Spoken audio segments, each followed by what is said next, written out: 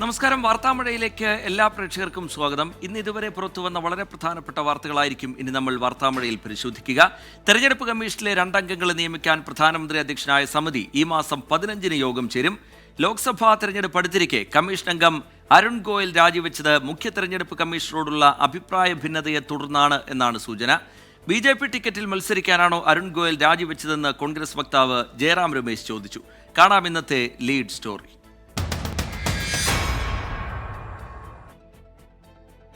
മൂന്നംഗ തെരഞ്ഞെടുപ്പ് കമ്മീഷനിൽ അനൂപ് ചന്ദ്ര പാണ്ഡെയുടെ കാലാവധി പൂർത്തിയാവുകയും അരുൺ ഗോയൽ അപ്രതീക്ഷിതമായി രാജിവെക്കുകയും ചെയ്തതോടെ അവശേഷിക്കുന്നത് മുഖ്യ തെരഞ്ഞെടുപ്പ് കമ്മീഷണർ രാജീവ് കുമാർ മാത്രം. രാജീവ് കുമാറുമായുള്ള അഭിപ്രായ ഭിന്നതകൾ രമ്യമായി പരിഹരിക്കാൻ കഴിയാത്തതാണ് അരുൺ ഗോയലിന്റെ രാജിയിലേക്ക് നയിച്ചതെന്നാണ് സൂചന. ലോക്സഭാ തെരഞ്ഞെടുപ്പ് അടുത്തിരിക്കെ തെരഞ്ഞെടുപ്പ് കമ്മീഷനിലെ പ്രശ്നങ്ങളിൽ പ്രതിപക്ഷ പാർട്ടികൾ ആശങ്ക അറിയിച്ചു. അരുൺ ഗോയലിന്റെ രാജിയുടെ കാരണം കേന്ദ്ര സർക്കാർ വിശദീകരിക്കണമെന്ന് കോൺഗ്രസ് വക്താവ് ജയറാം രമേശ്. मुख्य इलेक्शन कमिश्नर के बीच में कुछ मतभेद आ गए हैं? क्या उनके और मोदी सरकार जो फ्रंट सीट में बैठकर ड्राइविंग करती है सभी संवैधानिक संस्थाओं की, क्या उनके बीच में कुछ मतभेद आ गए हैं? दूसरा मेरे मन में ये आया, व्यक्तिगत कारण हो सकते हैं. പുതിയ അംഗങ്ങളെ നിയമിക്കുന്നതിന് പ്രധാനമന്ത്രി അധ്യക്ഷനായ സമിതി ഈ മാസം 15-ന് യോഗം ചേരും. ഒരു കേന്ദ്രമന്ത്രിയും ലോക്സഭയിലെ പ്രതിപക്ഷ നേതാവുമാണ് സമിതിയിലെ മറ്റ് അംഗങ്ങൾ. സമിതിയിൽ നിന്ന് സുപ്രീം കോടതി ചീഫ് ജസ്റ്റിസിനെ ഒഴിവാക്കി ഡിസംബറിൽ നിയമം ഭേദഗതി ചെയ്തിരുന്നു. സമിതിക്ക് നൽകാനുള്ള കരട് പട്ടിക തയ്യാറാക്കാനുള്ള നടപടികൾ നിയമമന്ത്രാലയവും ആരംഭിച്ചിട്ടുണ്ട്. അതേസമയം തെരഞ്ഞെടുപ്പ് പ്രഖ്യാപനം വൈകാതെ നടത്താനുള്ള ഒരുക്കങ്ങളും നടക്കുന്നുണ്ട്. ലോക്സഭാ തെരഞ്ഞെടുപ്പിനൊപ്പം ആന്ധ്രാപ്രദേശ്, അരുണാചൽ പ്രദേശ്, ഒഡീഷ, സിക്കിം എന്നീ സംസ്ഥാനങ്ങളിലെ നിയമസഭാ തെരഞ്ഞെടുപ്പും പ്രഖ്യാപിക്കും. 24 ഡൽഹി. പശ്ചിമബംഗാളിലെ 42 ലോക്സഭാ സീറ്റുകളിലും സ്ഥാനാർത്ഥികളെ പ്രഖ്യാപിച്ച് തൃണമൂൽ കോൺഗ്രസ്. BJPയുടെ പതനം ഉറപ്പാക്കാനുള്ള ചരിത്ര ദൗത്യം ഏറ്റെടുക്കുന്നുവെന്ന് മമതാ ബാനർജി പറഞ്ഞു. രാജ്യത്തെ പ്രതിപക്ഷ നിരയുടെ ഉറക്കം കെട്ടുവെന്ന് പ്രധാനമന്ത്രി നരേന്ദ്രമോദി തിരിച്ചടിച്ചു. അതിനിടെ ഹരിയാനയിലും രാജസ്ഥാനിലുമായി 2 BJP MPമാർ പാർട്ടി വിട്ട് കോൺഗ്രസിൽ ചേർന്നു.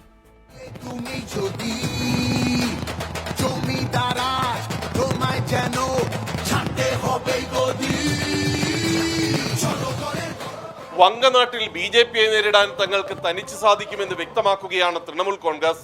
42 സീറ്റുകളിലും സ്ഥാനാർത്ഥികളെ മമതാ ബാനർജി നാമനിർദ്ദേശം ചെയ്തു. മഹുവ മൊയ്ത്ര, അഭിഷേക് ബാനർജി, ശത്രുഘ്ൻ സിൻഹ, മുൻ ഇന്ത്യൻ ക്രിക്കറ്റ് താരം യൂസഫ് പഠാൻ തുടങ്ങിയ പ്രമുഖരാകും തൃണമൂൽ കോൺഗ്രസിനെ പ്രതിനിധീകരിക്കുക. കോൺഗ്രസിന്റെ ലോക്സഭാ കക്ഷി നേതാവും സംസ്ഥാന അധ്യക്ഷനുമായ ആദിർ രഞ്ജൻ ചൌധരിയാണ് ബർഹാംപൂരിൽ യൂസഫ് പഠാന്റെ എതിരാളി. കീർത്തി ആസാദ്, ബർദുമാൻ ദുർഗാപൂർ, ഗോപാൽ ലാമ ഡാർജിലിംഗ്, പർമ ബൗദ്ധിക് ബാരക്പൂർ, സൗഗതാർ റോയ് ഡുംഡും, ഹാജി നൂറുൽ ഇസ്ലാം ബസീർഘട്ട്, സയോനി ഘോഷ് ജാദവ്പൂർ, കല്യാൺ ബാനർജി ശ്രീറാംപൂർ തുടങ്ങിയവരും TMC പട്ടികയിൽ ഇടം പിടിച്ചു. മറുവശത്ത് വീണ്ടും സ്ഥാനാർത്ഥിത്വം പ്രഖ്യാപിച്ച ശേഷം ആദ്യമായി വാരണാസിയിലെത്തിയ പ്രധാനമന്ത്രി നരേന്ദ്രമോദിക്ക് വിപുലമായ വരവേൽപ്പ് ലഭിച്ചു. ബൽക്കി पूरे देश के विकास के लिए कई विकास परियोजनाओं का यहां से शुभारंभ हो रहा है. രാജ്യം വികസനത്തിന്റെ കാര്യത്തിൽ സന്ധി ചെയ്യാത്ത വർഷങ്ങളിലൂടെയാണ് കടന്നു പോകുന്നതെന്ന് പ്രധാനമന്ത്രി വ്യക്തമാക്കി.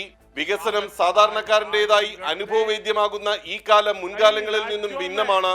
ഹരിയാനയിലും രാജസ്ഥാനിലും BJPയിൽ നിന്നുള്ള 2 MPമാർ പാർട്ടി വിട്ടു.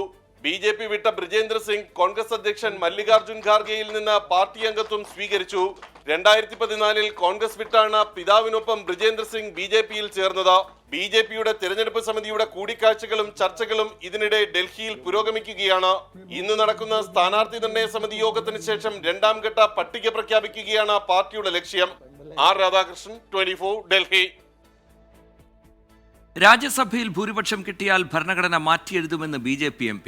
ഹിന്ദുക്കളെ അടിച്ചമർത്തുന്ന അനുച്ഛേദങ്ങൾ തിരുത്താൻ ലോക്സഭയിൽ 400 സീറ്റ് മാത്രം പോരാ. രാജ്യസഭയിലും ഭൂരിപക്ഷം വേണമെന്ന് കർണാടകയിലെ BJP MP അനന്ത് കുമാർ ഹെഗ്ഡെ പറഞ്ഞു.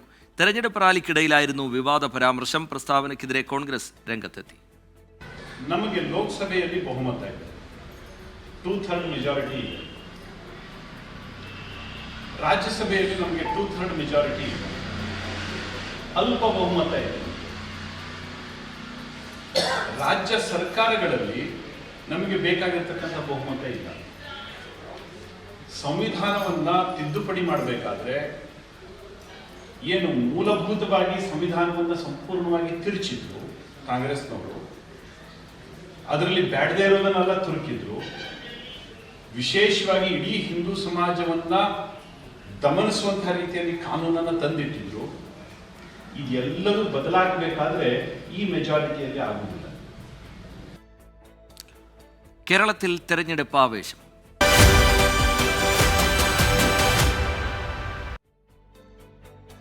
തെരഞ്ഞെടുപ്പ് പ്രചാരണത്തിനായി പ്രധാനമന്ത്രി നരേന്ദ്രമോദി വീണ്ടും കേരളത്തിലേക്ക് ഈ മാസം 15-ന് പാലക്കാടും 17-ന് പത്തനംതിട്ടയിലും എത്തും.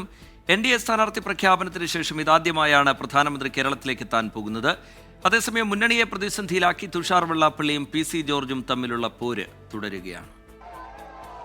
കേരളത്തിൽ ഇത്തവണയെങ്കിലും അക്കൗണ്ട് തുറക്കുക എന്ന BJPയുടെ ലക്ഷ്യത്തിന്റെ ഭാഗമായാണ് പ്രധാനമന്ത്രി നരേന്ദ്രമോദി വീണ്ടും സംസ്ഥാനത്തെത്തുന്നത്. ഈ മാസം 15-ന് പാലക്കാട് C കൃഷ്ണകുമാറിന്റെയും 17-ന് പത്തനംതിട്ടയിൽ അനിൽ ആന്റണിയുടെയും പ്രചാരണ പരിപാടികളിൽ പങ്കെടുക്കും. നേരത്തെ തൃശൂർ മണ്ഡലത്തിൽ 2 തവണ നരേന്ദ്രമോദി എത്തിയിരുന്നു. K സുരേന്ദ്രന്റെ കേരള പദയാത്രയിൽ പങ്കെടുക്കാനാണ് അവസാനമായി കേരളത്തിലെത്തിയത്. ഇതിനിടെ NDAയെ ആശങ്കയിലാക്കി PC ജോർജും തുഷാർ വെള്ളാപ്പള്ളിയും തമ്മിലുള്ള തർക്കം തുടരുകയാണ്. തെരഞ്ഞെടുപ്പ് പ്രചാരണത്തിന് PC ജോർജിന്റെ പിന്തുണ തേടേണ്ട ആവശ്യമില്ലെന്ന് തുഷാർ വെള്ളാപ്പള്ളി 24-നോട് പറഞ്ഞു. അദ്ദേഹത്തിന്റെ പ്രസ്താവനകൾ എപ്പോഴും ഞങ്ങൾക്ക് കൂടുതൽ വോട്ട് നൽകുന്നുള്ള കാര്യത്തിൽ യാതൊരു സംശയവും ആവശ്യമില്ല. അതുപോലെ ഞങ്ങൾ അതുമായിട്ട് യാതൊരു പ്രശ്നമില്ലല്ലോ. അദ്ദേഹം എന്തോ പറയുന്നു, അതും സാധാരണ പറയുന്ന പോലെ പറയുന്നുള്ളത് ഞാൻ ശ്രദ്ധിക്കുന്നില്ല. പിന്നെ അദ്ദേഹത്തിന് തേടേണ്ട ആവശ്യമില്ലല്ലോ ഞങ്ങൾക്ക്. കാര്യം അല്ലെങ്കിൽ BJPക്കാരനല്ലേ. NDAക്ക് മത്സരിക്കുന്ന ഏത് സ്ഥാനാർത്ഥിക്കും എന്നോട് അഭ്യർത്ഥിക്കേണ്ട ആവശ്യമില്ല. ഞാൻ പോയി അവർക്ക് വേണ്ടി വർക്ക് ചെയ്യേണ്ടത് എന്റെ കടമയാണ്.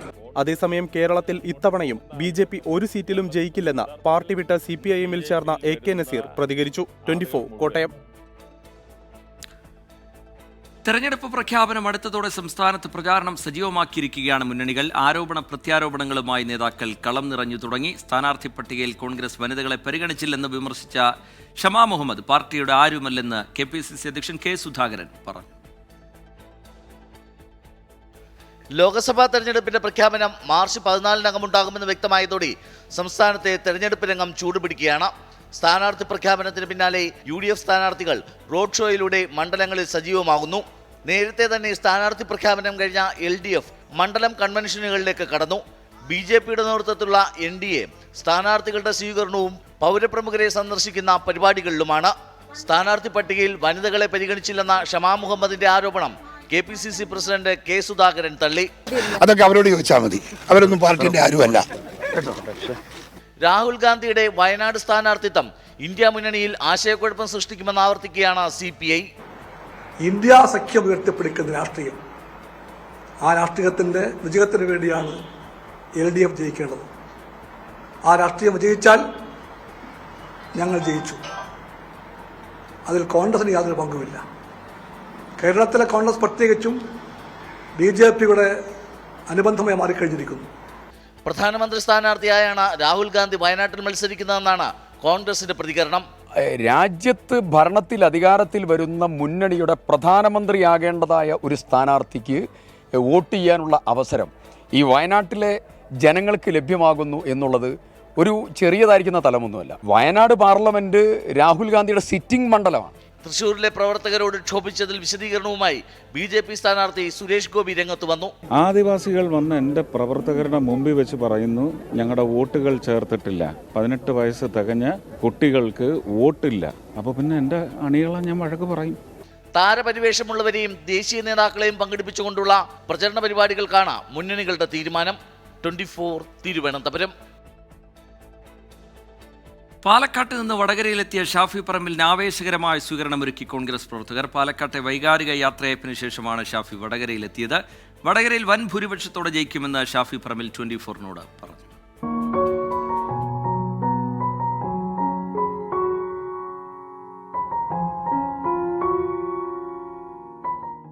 ഷാഫി പറമ്പിലിനെ വടകരയിലേക്ക് യാത്രയാക്കാൻ പാലക്കാട്ടെ MLA ഓഫീസിന് മുന്നിലെത്തിയത് വൻ ജനക്കൂട്ടം. ചിലർ പൊട്ടിക്കരഞ്ഞു, കെട്ടിപ്പിടിച്ചു. പാലക്കാടുമായുള്ളത് അറുത്തുമാറ്റാനാകാത്ത ഹൃദയബന്ധമെന്ന ഷാഫിയും. എന്ത് പറഞ്ഞാൽ ഷാഫിക്കെന്ന് പറഞ്ഞു കഴിഞ്ഞാൽ കുട്ടികൾ മുതൽ അങ്ങനെയല്ലേ പറയുന്നത്. പാലക്കാട് പോയത് തന്നെയാണല്ലോ എന്തായാലും. ജയിച്ചു വരും. ഇനി നമ്മളെ എപ്പോഴും കാണുന്നുള്ളൊരു പ്രതീക്ഷ ഉണ്ടെങ്കിലും ഇപ്പം എന്തായാലും നമ്മുടെ നിന്ന് പോയില്ല. ഒരു വീട്ടിലത്തെ ഒരാൾ പോയല്ലേ. ഷാഫിക്ക് ജയിക്കുന്നുള്ള ഉറപ്പുള്ള കാരണം ഉണ്ടല്ലോ AIC ആ തീരുമാനം എടുത്തത്. ഷാഫിക്ക് എന്തായാലും അവിടെ ജയിക്കും. പക്ഷെ നമുക്ക് നമ്മുടെ ഒരു സഹോദരനും അമ്മമാർക്ക് ഒരു മകനൊക്കെയാണ് നഷ്ടമായത്. ഒത്തിരി വിഷമം. ഇന്നലെ രാത്രി ഒന്നും ഉറങ്ങിയിട്ടേ ഇല്ല. ഞങ്ങൾക്ക് ഒരു എന്താ പറയുക, ഒരു MLA നഷ്ടം, MP കിട്ടണത് വേറെ, ഞങ്ങൾക്ക് ഈ പാലക്കാടിൻ്റെ ഒരു MLA നഷ്ടമാണെന്ന് പറയുന്നത് ഏറ്റവും വലിയ ഒരു സഹിക്കാൻ പറ്റാത്ത സാഹചര്യമാണ്. വടകരയിൽ പ്രവർത്തകർ വൻ വരവേൽപ്പാണ് UDFന്റെ ലോക്സഭാ സ്ഥാനാർത്ഥിക്ക് നൽകിയത്.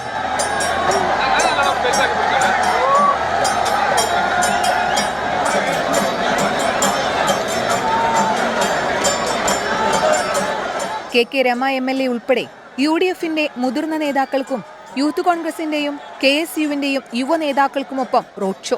വാക്കിലും കണക്കിലും പറയാനാവാത്ത ആവേശം, ആത്മാർത്ഥത ചാലിച്ച ആവേശം. ഇത് ഇവിടുത്തെ പ്രവർത്തകരുടെ മനോഭാവവും ജനങ്ങളുടെ വികാരവുമാണ് പ്രകടിപ്പിക്കുന്നത്. PK കുഞ്ഞാലിക്കുട്ടിയാണ് കൺവെൻഷൻ ഉദ്ഘാടനം ചെയ്തത്. ഷാഫി പറമ്പലിനെ പാലക്കാട് ലഭിച്ചത് മാസ് എൻട്രി എന്ന് MK രാഘവൻ MP. ഇതൊരു മാസ് എൻട്രിയാണ് ഷാഫിയുടെ. ഷാഫി വന്നു, കണ്ടു, വടകര ഷാഫിക്ക് മുമ്പിൽ കീഴടങ്ങി. അതാണ് സത്യം. നാളെ മുതൽ മണ്ഡലത്തിൽ ഷാഫി പറമ്പിൽ സജീവമാകും. 24 കോഴിക്കോട്. പത്മജ വേണുഗോപാലിന്റെ BJP പ്രവേശത്തിൽ ലോക്നാഥ് ബെഹ്റയ്ക്കെതിരെ ആരോപണം ആവർത്തിച്ച് കോൺഗ്രസ് നേതാക്കൾ. ബെഹ്റയ്ക്കെതിരായ ആരോപണം വ്യക്തമായ തെളിവുകളുടെ അടിസ്ഥാനത്തിലെന്ന് പ്രതിപക്ഷ നേതാവ് VD സതീശൻ പറഞ്ഞു. എന്നാൽ ഇടനില നിന്നതിനെക്കുറിച്ച് അറിയില്ല എന്നും BJP സർക്കാരിനെതിരെ ശക്തമായ നിലപാടാണ് സംസ്ഥാനം സ്വീകരിക്കുന്നതെന്നും മന്ത്രി PA മുഹമ്മദ് റിയാസ് പറഞ്ഞു.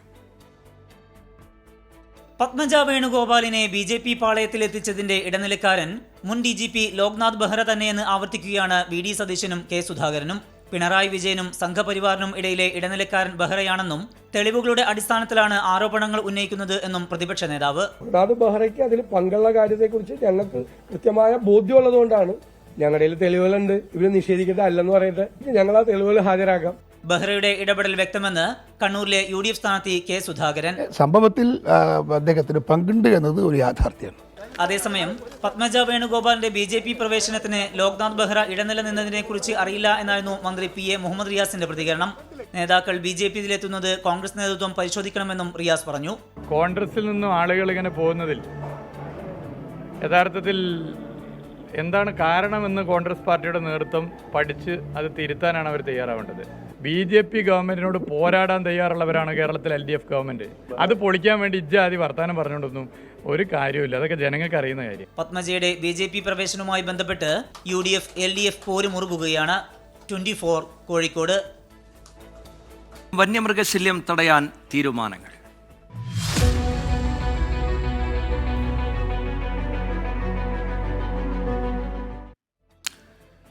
വന്യമൃഗ ആക്രമണം ചെറുക്കാൻ യോജിച്ച് പ്രവർത്തിക്കുന്നതിന് കേരളവും കർണാടകയും തമിഴ്നാടും തമ്മിൽ ധാരണ. വന്യമൃഗ സംഘർഷ മേഖല അടയാളപ്പെടുത്തുന്നതുൾപ്പെടെ 4 പദ്ധതികളുള്ള ധാരണാപത്രത്തിൽ കേരളവും കർണാടകയും ഒപ്പിട്ടു. ബന്ദിപ്പൂരിൽ ചേർന്ന അന്തർ സംസ്ഥാന ഏകോപന സമിതി യോഗത്തിലാണ് തീരുമാനം. വന്യജീവി സംരക്ഷണ നിയമത്തിൽ കാലോചിതമായ മാറ്റം വേണമെന്ന കേരളത്തിന്റെ ആവശ്യത്തെ മറ്റ് സംസ്ഥാനങ്ങളും പിന്തുണച്ചു. വയനാട്ടിൽ രൂക്ഷമായ മനുഷ്യ വന്യജീവി സംഘർഷം. സമാന സ്ഥിതിയാണ് കർണാടക, തമിഴ്നാട് സംസ്ഥാനങ്ങളിലെയും അതിർത്തി പ്രദേശങ്ങളിൽ. ഈ സാഹചര്യത്തിലാണ് വനം മന്ത്രിമാരും ഉദ്യോഗസ്ഥരും പങ്കെടുത്ത യോഗം ബന്ദിപ്പൂരിൽ നടന്നത്.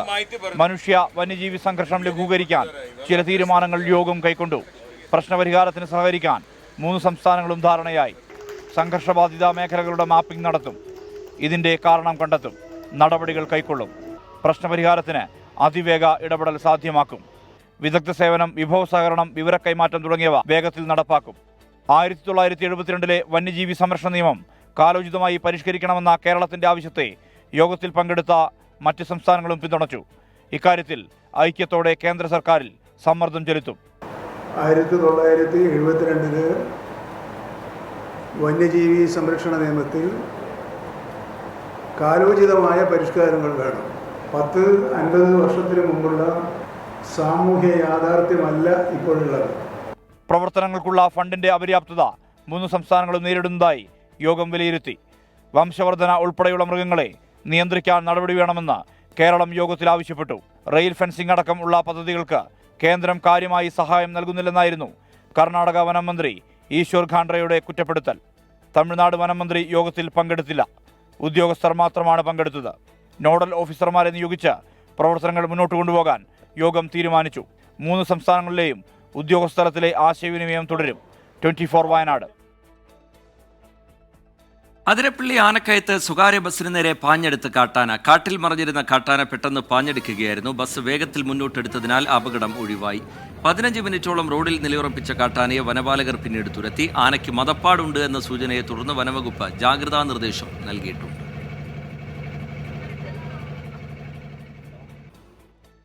ഇരട്ടക്കൊലപാതകത്തിന്റെ ചുരുളഴിയുന്നു.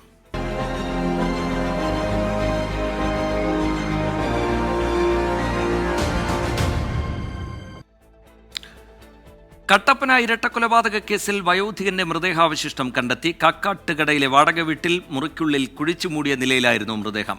പ്രതി നിതീഷ് ചുറ്റിക കൊണ്ട് തലക്കടിച്ചാണ് കൂട്ടാളിയായ വിഷ്ണുവിന്റെ പിതാവ് വിജയനെ കൊലപ്പെടുത്തിയത്.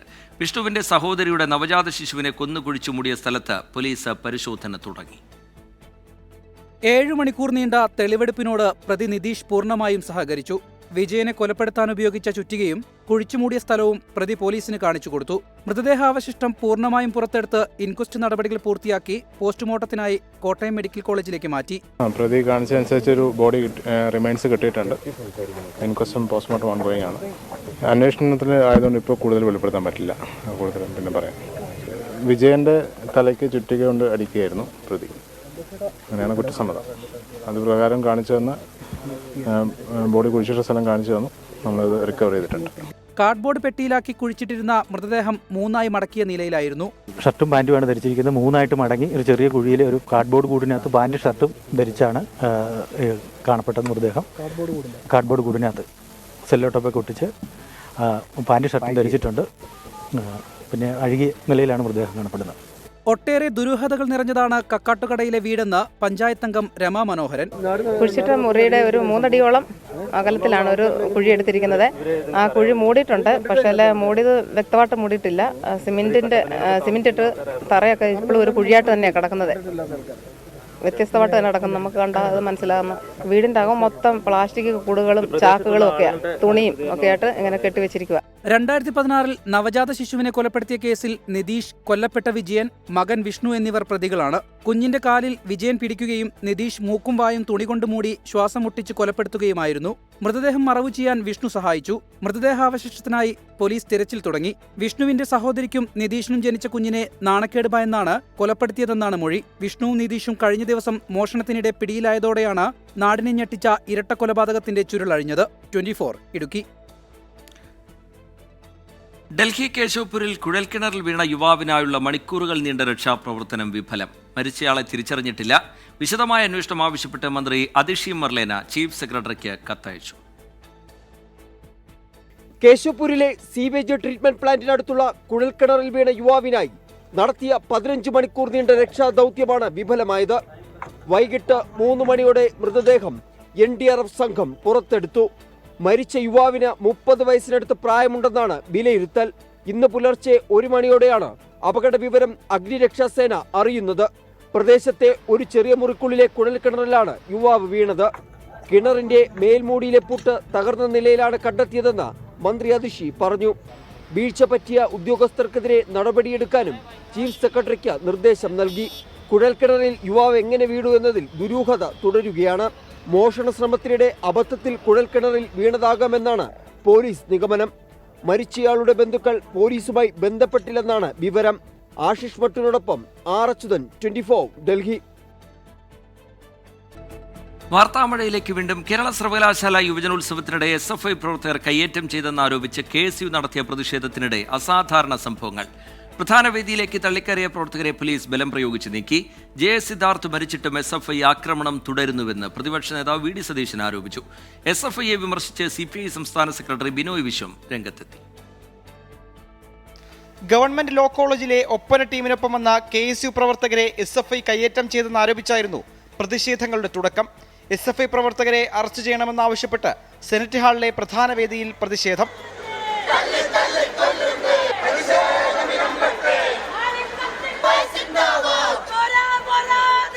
ഒപ്പന മത്സരങ്ങൾ തടസ്സപ്പെട്ടതോടെ KSU പ്രവർത്തകർക്കെതിരെ മത്സരാർത്ഥികൾ തിരിഞ്ഞു.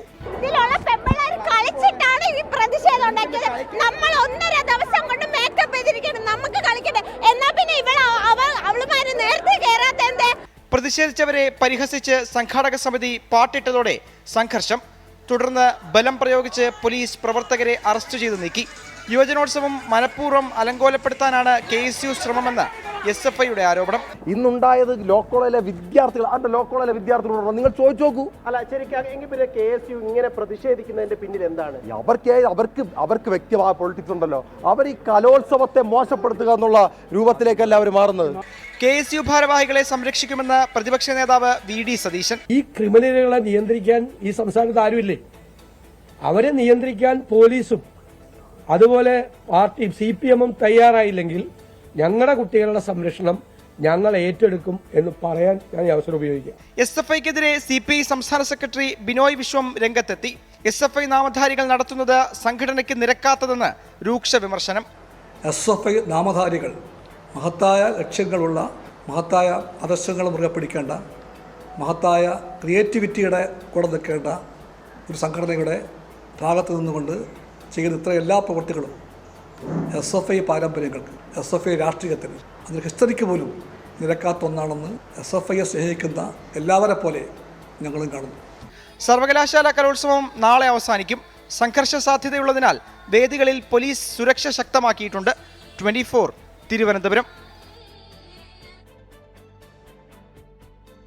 സൗദിയിൽ റംസാൻ മാസപ്പിറവി ദൃശ്യമായി നാളെ റംസാൻ വ്രതം ആരംഭിക്കുമെന്ന് സൗദി സുപ്രീം കോടതി അറിയിച്ചു. ഒമാൻ ഒഴികെയുള്ള ഗൾഫ് രാജ്യങ്ങളിലെല്ലാം നാളെയാണ് റംസാൻ ആരംഭിക്കുക. ഹറം പള്ളികൾ ഉൾപ്പെടെയുള്ള ആരാധനാലയങ്ങൾ റംസാനെ വരവേൽക്കാൻ ഒരുങ്ങി.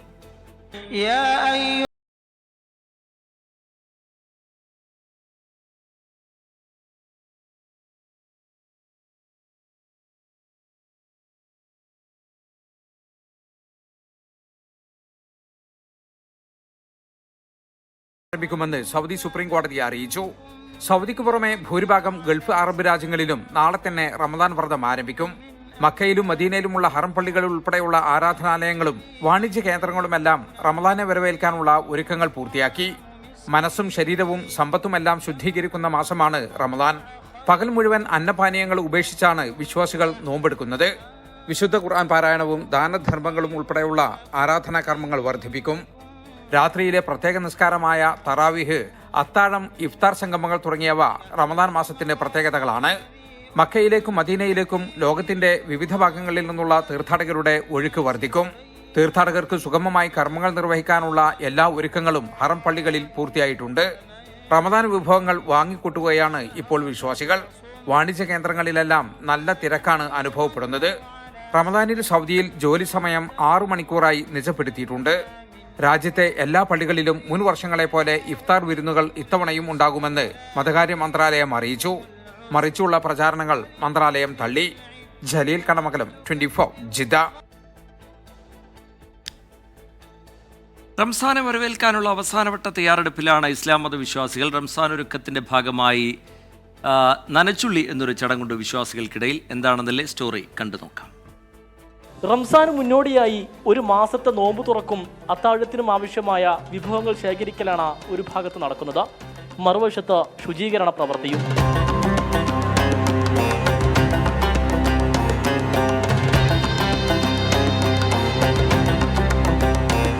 വീടുകളിലെ ഫർണിച്ചറുകൾ, വാതിലുകൾ, ജനലുകൾ, ഉപകരണങ്ങൾ തുടങ്ങി വീട് മുഴുവൻ വൃത്തിയാക്കും. പൊതു അവധി ദിവസമാണ് ശുചീകരണത്തിനായി തിരഞ്ഞെടുക്കുന്നത്. പ്രായമായവരും കുട്ടികളും എല്ലാവരും ഇതിൽ പങ്കാളികളാകും.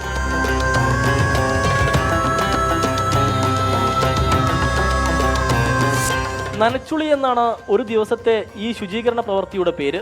റമദാനിൻ്റെ മുന്നോടിയായിട്ട് ഒരു വീടും പരിസരമൊക്കെ വൃത്തിയായിട്ട് ഒരു കൈ നന്നാക്കി ഒരു നനച്ചുളി എന്ന് പറയും നമ്മുടെ നാട്ടിലൊക്കെ.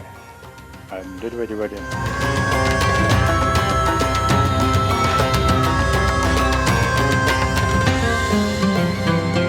പള്ളിയുടെ മുഖം മിനുക്കലും കാർപ്പറ്റുകൾ മാറ്റലും ഉൾപ്പെടെയുള്ള പ്രവൃത്തികളും തകൃതിയായി നടക്കുന്നുണ്ട്. വിവിധ കൂട്ടായ്മകളുടെ നേതൃത്വത്തിൽ ഇഫ്താർ സംഗമങ്ങൾ നടത്താനുള്ള തയ്യാറെടുപ്പുകളും പുരോഗമിക്കുന്നുണ്ട്. 24 മലപ്പുറം. വർക്കല ഫ്ലോട്ടിംഗ് ബ്രിഡ്ജ് അപകടത്തിൽ നടത്തിപ്പുകാർക്കെതിരെ കേസെടുത്ത് പോലീസ്. ജോയ് വാട്ടർ സ്പോർട്സ് എന്ന സ്ഥാപനത്തിനെതിരെയാണ് വർക്കല പോലീസ് കേസെടുത്തത്. ചട്ടങ്ങൾ പാലിക്കാതെയാണ് ഫ്ലോട്ടിംഗ് ബ്രിഡ്ജ് നിർമ്മിച്ചതെന്ന വിവരാവകാശ രേഖ നേരത്തെ പുറത്തുവന്നിരുന്നു. ടൂറിസം ഡയറക്ടറുടെ റിപ്പോർട്ട് പരിശോധിച്ച ശേഷം നടപടിയെടുക്കുമെന്ന് മന്ത്രി PA മുഹമ്മദ് റിയാസ് വ്യക്തമാക്കി.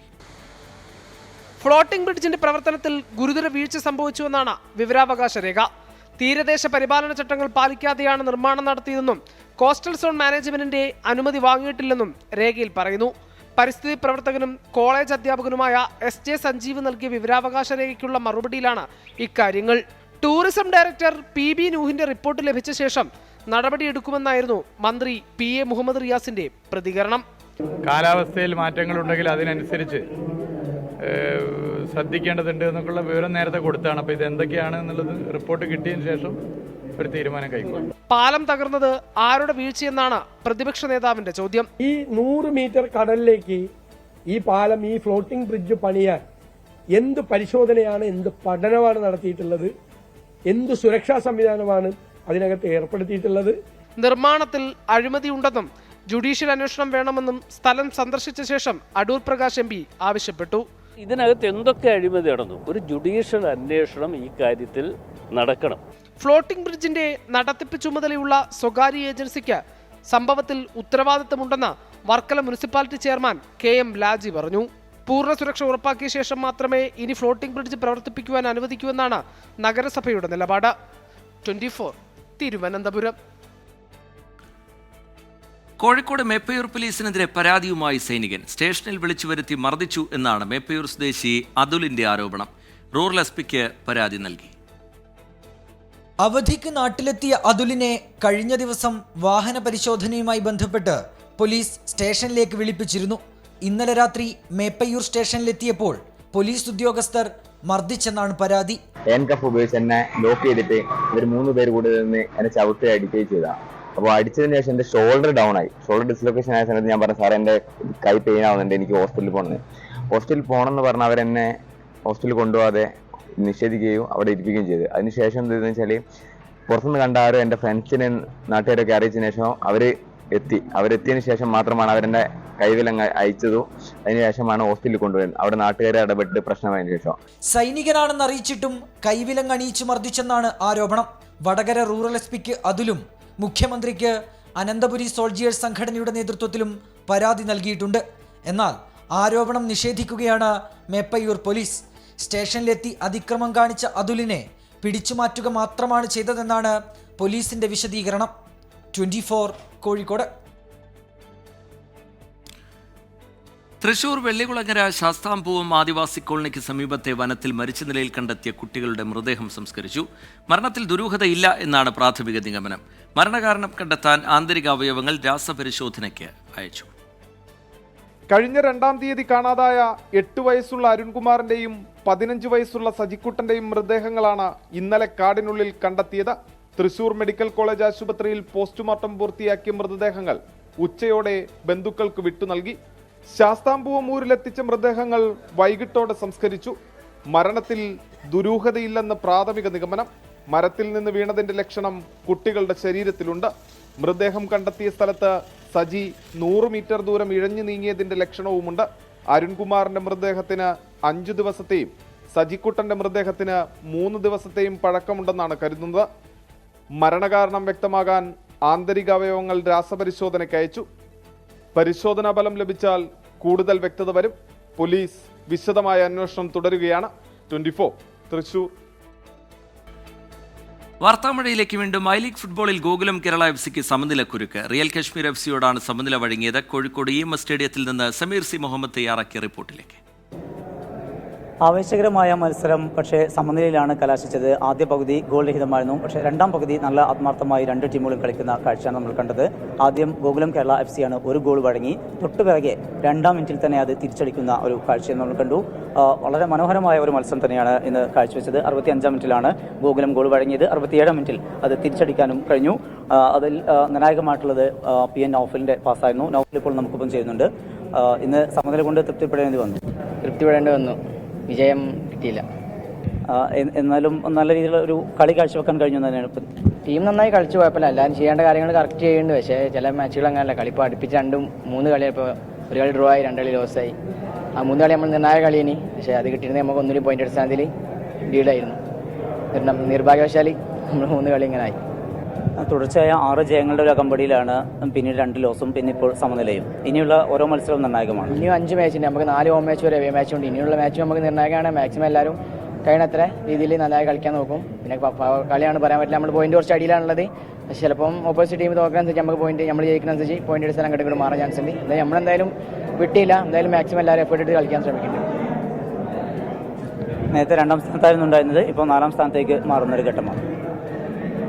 4 സ്ഥാനത്തുള്ളത്. ഇപ്പോൾ ഈ മറ്റേ ടീമിന്റെ കളി പോലെ ഉണ്ടാവും നമ്മളെ പോയിന്റ് എടുത്ത് ഇനി മറ്റേ ടീം തോൽക്കുക ജയിക്കാനനുസരിച്ച് നമ്മുടെ ടീം മുമ്പോട്ടോ ബാക്കോട്ടോ ആവും. അപ്പോൾ പിന്നെയുള്ള 5 കളി നമ്മൾ മാക്സിമം നന്നായിട്ട് കളിക്കാൻ ശ്രമിക്കും. മനോഹരമായ ഒരു മത്സരം കാഴ്ചവെച്ചു, പക്ഷേ സമനിലയിലാണ് അവസാനിച്ചത്. എന്തായാലും ഇനിയുള്ള മത്സരങ്ങളിലൂടെയാണെങ്കിലും ഈ ലീഗിലേക്ക് തിരിച്ചു വരാൻ കഴിയുമെന്നുള്ള പ്രതീക്ഷയാണ് നൗഫൽ പങ്കുവെക്കുന്നത്. ഇനി 5 മത്സരങ്ങളാണ് ഉള്ളത്, അതിൽ ഓരോന്നും നിർണായകമാണ്. ആ മത്സരങ്ങളെല്ലാം വിജയിക്കാൻ കഴിഞ്ഞാൽ ഐ ലീഗിൽ ഗോകുലം കേരള FC-ക്ക് 3ാം കിരീടം സ്വന്തമാക്കാൻ കഴിയും. അതിലൂടെ അവർക്ക് ISL എന്നുള്ള വലിയ സ്വപ്നത്തിലേക്ക് അടുക്കാൻ കഴിയും. ആ ഒരു പ്രതീക്ഷയാണ് താരങ്ങൾ പങ്കുവെക്കുന്നത്. കോഴിക്കോട് നിന്ന് മനു ദാമോദരനൊപ്പം സമീർ സി മുഹമ്മദ്, 24. ഈ റിപ്പോർട്ടോടുകൂടി വാർത്താമഴയുടെ സമയം പൂർത്തിയാവുകയാണ്. നമസ്കാരം.